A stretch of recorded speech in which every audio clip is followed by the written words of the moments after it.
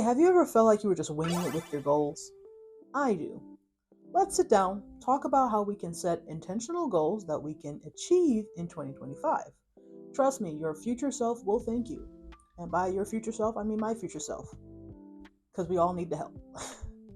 Hi, I'm Viani Bliss, and I've spent the last decade learning about ways to improve my hair, scalp, and skin health. And I love sharing the info, tips, and tricks I've learned along the way with other folks, nurturing them with knowledge and care.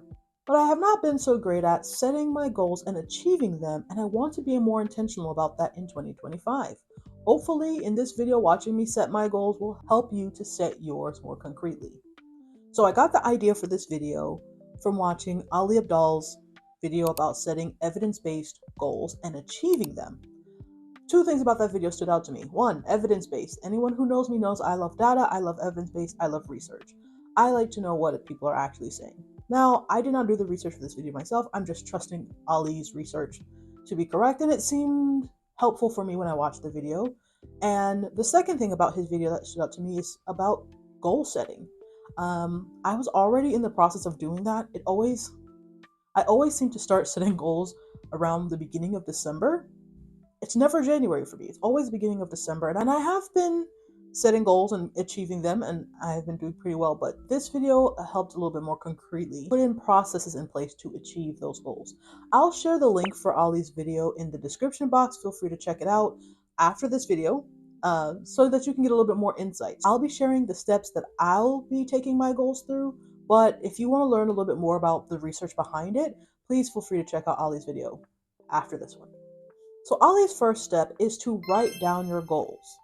How many times have you set a goal in your head and you've been like, yes, that's my goal, but it's not written down anywhere? The first step of making a goal a reality is make it concrete, like something you can write down, you can see. I have my iPad here, I've written them down, so if you see me looking down, that's why I don't remember things well. So I'll be checking here for my goals, but write them down, put them somewhere that it's concrete. And I recommend actually physically writing them down. I have them typed out now, but I wrote them down on my iPad first. That helps set those goals more in stone in your mind. That is based on research. So my first goal for my small business is to attend 4 events as a vendor. I have never attended like a market or a craft fair or anything like that.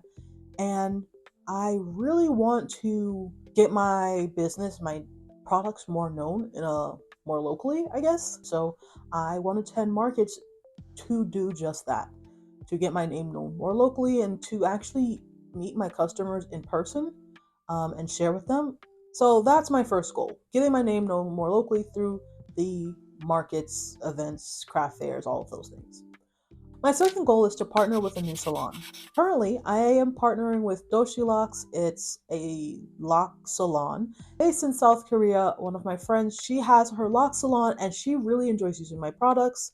I have sent them to her, and so she started using them with her clients, and her clients fell in love with the products, and so they purchased from me, to the point that even when they leave her salon, they'll still purchase products from me, which I love. I am so grateful for. But I really like that connection of partnering with another business to get my products more known out there. It helps that she already loved my products before she was a business owner. But I think this year I also want to partner with someone more locally. Just like my first goal is to get my name known more locally, direct to people, I want to get my name known more locally to other salons. But I'm going to start with one, just one for 2025. If I can partner with a salon, maybe they will come to enjoy my products and use it with their clients, and then their clients may enjoy my products as well and come to me directly if they would like. My third goal is a little bit less of reaching out to people locally and more about improving my business internally. So my third goal is to improve my product labels. In 2024, I changed my logo and my product labels do not reflect that. They also don't reflect some things that I would like to add to them, or maybe change up the fonts. I don't know. But definitely the logo. The logo needs to be updated. However, I am not going to waste all of my product labels just because I have a new logo. So I will be using those, and you'll see those on the lock refresher sprays. They'll have the same logos as they were previously, but I haven't even created new ones. So my goal for this year is to create a new product label that that reflects my new logo also will fit with what my next goal is. So, goal number 4 is to release a new product line. That's ambitious.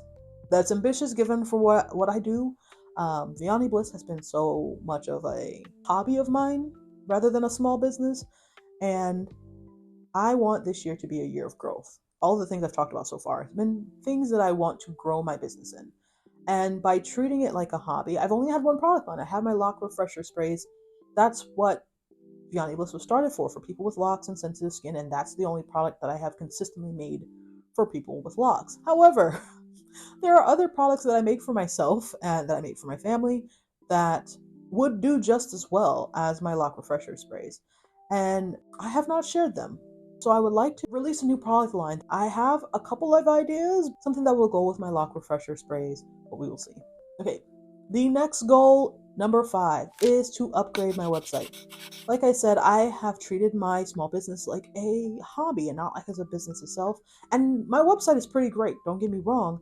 However, I realize there's some things missing from it. I have been putting more energy towards YouTube and social media and releasing content, and my website does not reflect that. My website does not reflect what I'm currently doing. I've pretty much had help setting it up and I've kind of let it go on. I've done small tweaks here and there, but I think I need like a full upgrade. I need to take another look at some of the behind the scenes stuff. So 2025 is just upgrade. Give it a few tweaks here and there.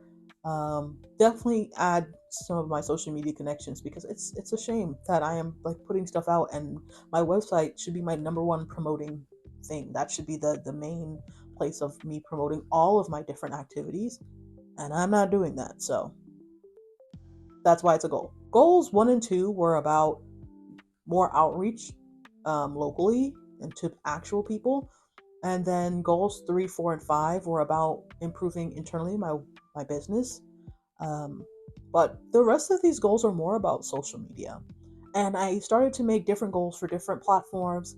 And I realized that I actually have one main goal for all of these platforms, and that is to be consistent.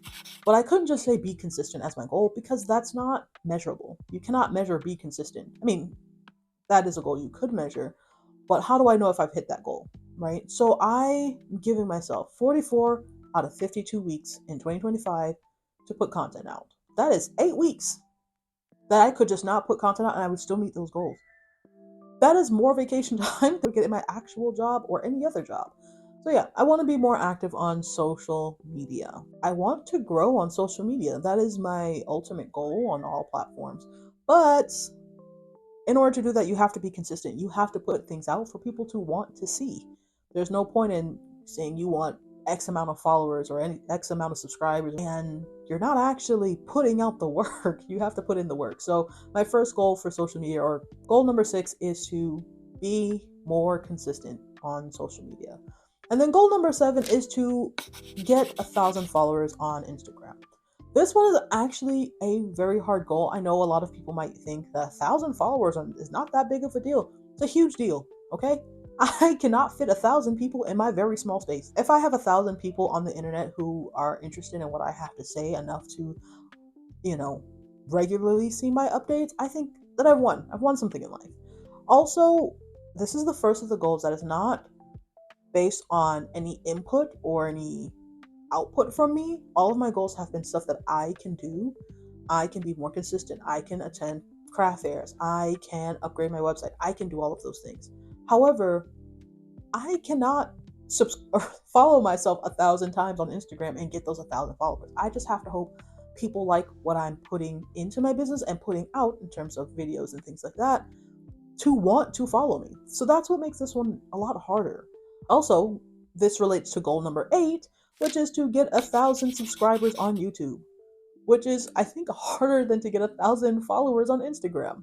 I don't know why, but I feel like it's a lot harder. I don't social media, so I couldn't tell you for sure. Maybe I'll do some more research and figure out which one is actually the hardest platform to grow on. So those are my goals for 2025. I have written them down. Hopefully, this kind of helps spark some ideas for yourself about your own goals. If you did think of any goals while I was talking and meandering on, please leave a comment. Like, I want to know, what goals did you think of while I was talking? It could be anything. If you want to play the piano in 2025, then let me know. Did I spark any ideas for you um, while listening to this? All right. So that is step one. Write down my goals. Step two in Ollie's video is to look at your goals regularly. So I have made my goals more annual goals, but I can break them down into quarterly goals. And Ollie recommends that as well, that he prefers to have quarterly goals over annual goals, but I'd rather have my goals break down into smaller and smaller subsections. And so starting with annual works for me. He also breaks his down into smaller and smaller pieces. So he has his quarterly goals, then his weekly, and then his daily. I think I'm going to try to take that part. So my annual goals, for example, let's take the goal of attending 4 events as a vendor. I specifically did that so that my quarterly goal can be attend 1 event as a vendor per quarter. Um, and by the end of the year, that would be 4 events, right? So I'm looking at that one regularly, but then also I can break that quarterly goal into a weekly goal. And the weekly goal could be helping me prepare for that quarterly event. So, for example, if I know at the end of March I have a vendor event to attend, I can do small things every week that'll help me prepare. I don't entirely know what those steps are just yet, which is part of the reason why I need to, maybe my first goal, my first weekly goal is to look up and see what do I need to do to prepare for a market event? What do I need to do as a vendor to get ready for one? How do I find vendor events that work for me? So maybe that's my first task, but then every week I have something that I can check off and say I've completed that reflects that quarterly goal. And if I do this every quarter, I am looking at that goal every week. I'm looking at it regularly. If I want to even break it down to daily, which it would be harder to do that one daily, but for example, my social media one, being consistent, posting content. Um, I know that once a week I want to put out a YouTube video. So that means every day I should do something to make a YouTube video. Maybe one day it's edit, maybe one day it's film, maybe one day it's write scripts, maybe it's another day it's create the thumbnails. All of those things I can do every day that leads to my weekly goal of putting out a YouTube video. That leads to a quarterly goal of putting out X number of YouTube videos that'll lead to X number of videos, 44 videos in the next year, right? Oh, that's 11 per quarter. 11 videos per quarter and a weekly goal of achieving that. And as I become more consistent, maybe I'll even, beat out that 11. So looking at my goals more regularly will help me to achieve those goals. Breaking them down into smaller and smaller pieces helps you to review a small piece of your goal every day. Uh, an example that's not related to my business is if you want to learn to play the piano in 2025, just pulling up that previous example, you want to learn to play the piano in 2025, then maybe your quarterly goal is to learn a piece every quarter. Every quarter you learn a piece. Okay, so now you can break that quarterly goal down into a weekly goal. Okay, a weekly goal is you learn 1 page of that piece or 1 section of that piece and you practice it, right? And then week after week you improve, and then by the end of the quarter you have learned a song, which sort of gets me into step 3 of Ollie's video. Monitor your progress. I think that works really well with step 2, which is looking at your goals regularly, because if you're looking at them regularly you can also very easily monitor your progress. For the piano example, by the end of the quarter you have learned a whole new piece that you did not know at the beginning of the year. That is progress. That's easy to measure. For myself, in terms of attending a market, at the beginning of the year, I've attended 0 markets. By the end of the quarter, I can say I've attended 1. By halfway through the year, I've attended 2, and so forth. That is monitoring my progress. And so I think step 2 and 3 go well hand in hand. Okay, step number 4 is to visualize your obstacles and make a plan on how to tackle them. This is very important, and it does seem a little counterintuitive, right? Why do I want to imagine all the ways I could stumble and fail my goals? Well, it's because if you visualize where you can get stuck, you can also make a plan ahead of time to get yourself out of that stuck position or get yourself over that obstacle. A good example of an obstacle that I'm already visualizing for my attend a vendor goal is that maybe I can't attend, or maybe I can't find events that fit my target audience. I make lock products for people with sensitive skin. But also, I have to attend markets and events where people with locks are going to be there. Yeah, my products can work with other hair types, and I have tested it does work well with other hair types, but I make them for people with locks. So I have to go where the people with locks are. And that's an obstacle that I'm visualizing for myself. I can start doing research ahead of time to find events that were successful that I know a lot of people with the locks attended. You look through the gallery pictures and you can kind of get the demographic of an audience by seeing what the pictures of that event looked like.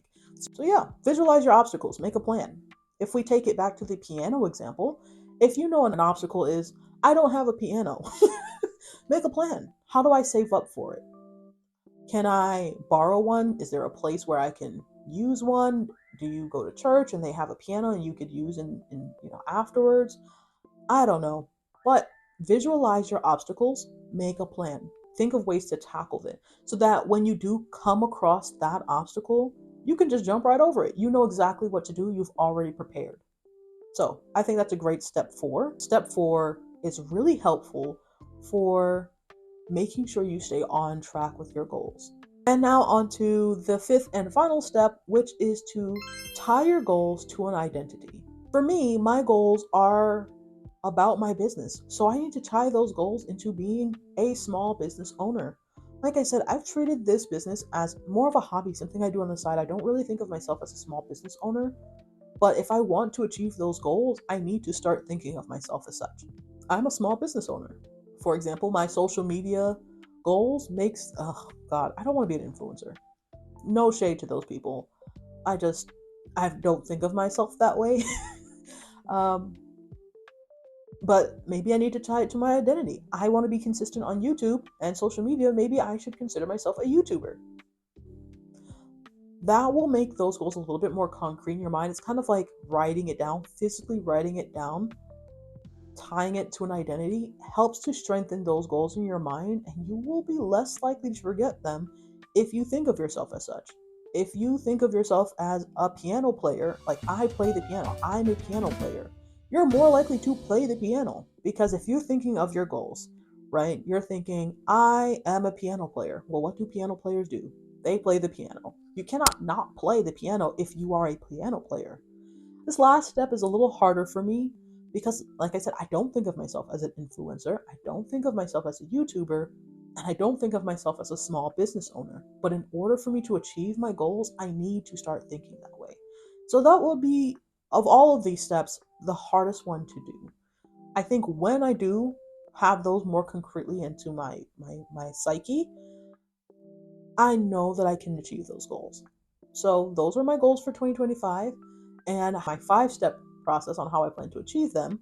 If you want to hear more about this 5-step process, check out Ali Abdaal's video. It's in the description box below. Click on it. You'll hear a lot more about the evidence that goes behind these strategies. If you like this video, please give it a thumbs up.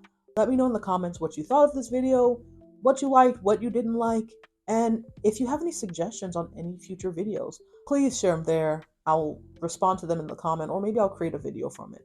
If you like content about locks, hair care, product ingredients, or about me being a small business owner, please subscribe and click the bell icon to stay locked in with Viani Bliss. Now, previously, I have not had a sign-off phrase, and I've struggled to figure that out as a new YouTuber. I felt like I was missing something at the end of these videos, and I realized what I was missing was a thank you. Thank you to all those who are watching, and feel free to check out this suggested video